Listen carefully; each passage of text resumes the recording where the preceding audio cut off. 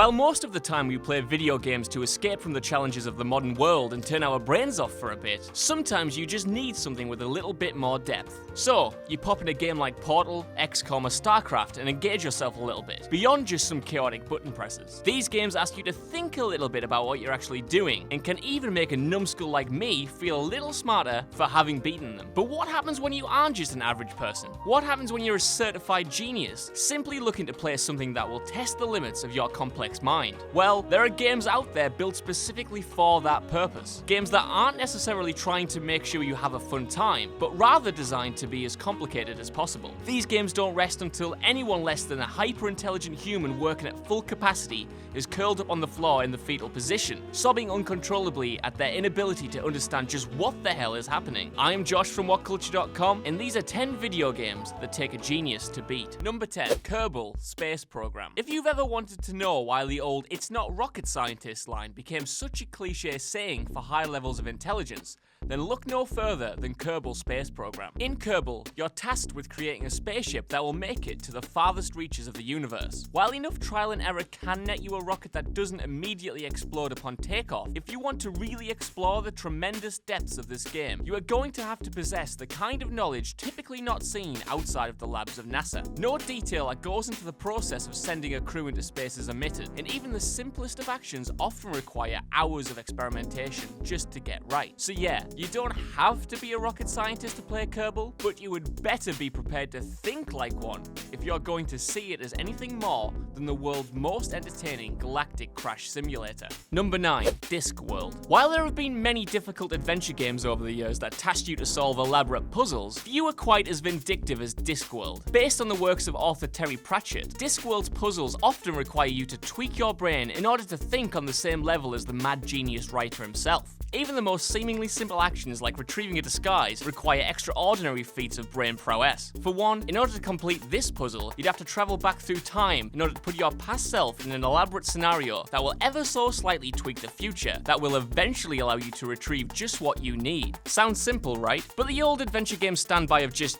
clicking on everything until something happens won't work here, as you are often required to complete tasks in a very specific way and will be punished severely for any mistake. Discworld is an insanely creative and humorous piece of gaming history, but it is no exaggeration to say that an average human trying to beat it without help from a walkthrough would spend literally months doing so. Number 8. The Talos Principle. After Portal became a smash hit, the world received a wave of similar titles that asked players to solve a series of elaborate puzzle rooms in order to work their way to the end of a story. Yet of all the narrative-based puzzle games out there, few ask more of their players than the Talos Principle. While it starts off simple enough, you soon begin to acquire a series of abilities that in turn must be used to solve the next puzzle. But while most puzzle game solutions make you say, "Why didn't I see that?" the Talos Principle will have you saying, "How in the hell is anyone ever supposed to have known that?" Even better, the game is anchored in a story rich in philosophical musings on religion and existence. So not only are you unlikely to see the end of the game, but there's a good chance you wouldn't understand just what the hell is happening even if you did. Number 7. Keep Talking and Nobody Explodes. A game that combines the fun of bomb defusal with the joy of making all your friends hate each other? Finally, Keep Talking and Nobody Explodes requires one player to inspect a digital bomb and call out its components to one or more players with a bomb defusal manual, who are not allowed to look at the bomb directly. They in turn relay to the bomb diffuser how to proceed, all through verbal communication alone. The mechanics of the bombs themselves are often incredibly elaborate,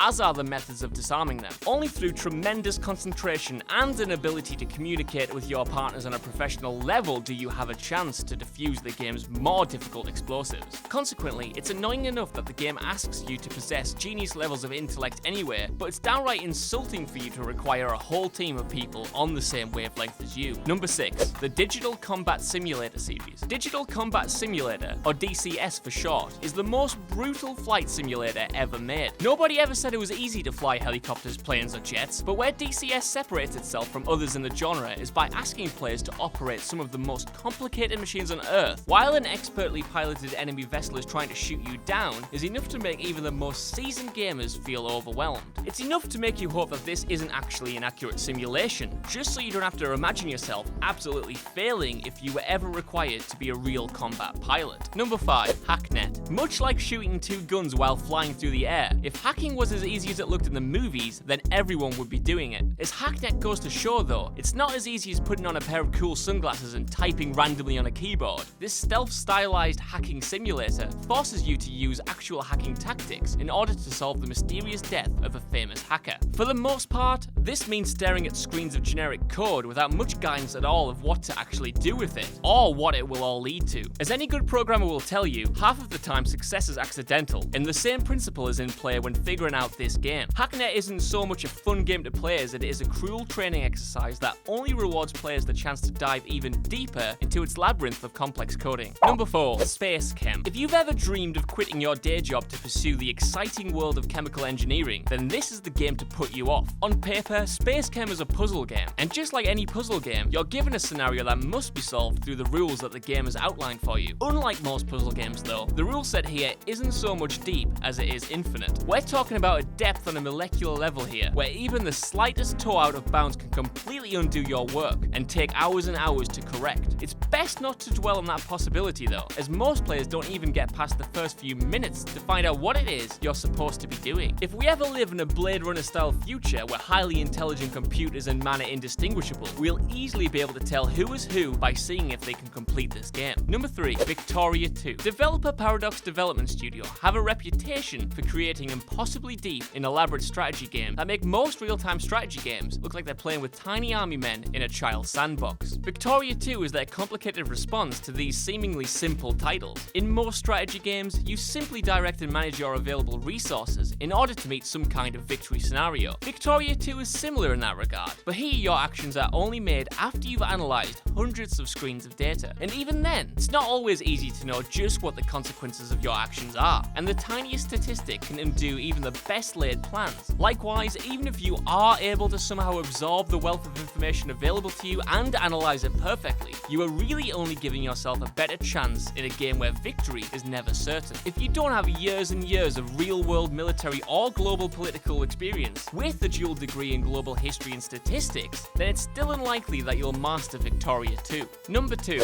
EVE Online. Okay, I admit it, you can't actually beat EVE Online. But if we're being perfectly honest, it's pretty unlikely that most people even figured out how to start the game up. For many, the idea of a massively multiplayer online game that allows you to live a life in a near infinite space is a dream come true. But before you start piloting your voyages across the galactic unknown in search of fortune and adventure, know that EVE Online is more accurately described as a spreadsheet simulator. If you ever want to hurt your brain, and I know we all do, go beyond the epic promotional screenshots of the game itself and look at the actual gameplay screens of some of the top players. Believe it or not, that seemingly impossible series of menus, numbers, and icons must all be mastered in order to accomplish anything in EVE Online. It's difficult to imagine that actually living a life in outer space could be even more complex than this difficult game. Number 1. Dwarf Fortress. How complicated is Dwarf Fortress? There's a 238-page fan-made illustrated manual out there that mostly just talks about getting started with the game. That's how complicated. Described by its developers as a game of elaborate challenges and devastating setbacks, Dwarf Fortress is more commonly known as the most complicated video game ever made. Its graphics are little more than basic ASC2 characters that are meant to represent a large variety of items and locations, and you are given zero indication from the game as to what you are supposed to be doing with them or how to do it. What makes that even worse though is that Dwarf Fortress is a roguelike, meaning that the world is randomly generated each time, and that a single error can mean permanent death. Needless to say, this makes learning the game naturally something of an issue. The upside of this world-building game is that it has enough depth to justify a lifetime of exploration, but considering that you could learn to speak 3 languages while playing the piano and juggling with your feet in the time it took you to get even a firm grasp on Dwarf Fortress's opening, you got to really ask yourself, is it worth it, and what am I going to get out of this? So that's our list. I've been Josh, and I need to go have a lie down.